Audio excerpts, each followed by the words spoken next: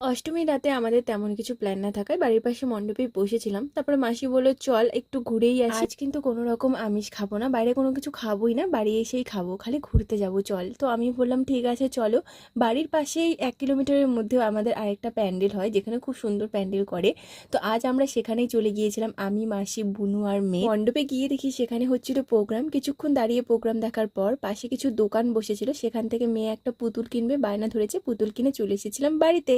বাড়ি এসে খাওয়া দাওয়া করে আমরা কিন্তু সবাই ঘুমিয়ে পড়েছিলাম। আর এটা হলো পরের দিন সকাল, মানে নবমীর দিনের সকাল। যেহেতু বাড়ির এত পাশে পুজো, তো পুজো মণ্ডপে না আমরা অনেক রাত অবধি থাকি, প্রায় 1টা অবধি আমরা রাত থাকি।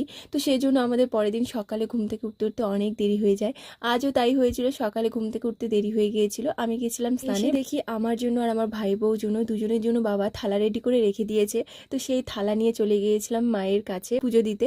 পুজো দেওয়া শেষ করে এখানে আমরা গল্প করছিলাম। আর আমার মাকে দেখো, আমার মা আজকে উপোস, আর সারাদিন কিন্তু উপোস থাকবে। উপোসে কিছু খাওয়া যায় না, কিন্তু পান খাওয়া যায়। সারাক্ষণ মুখের মধ্যে পান চাবাতে থাকবে আর মুখ ভর্তি।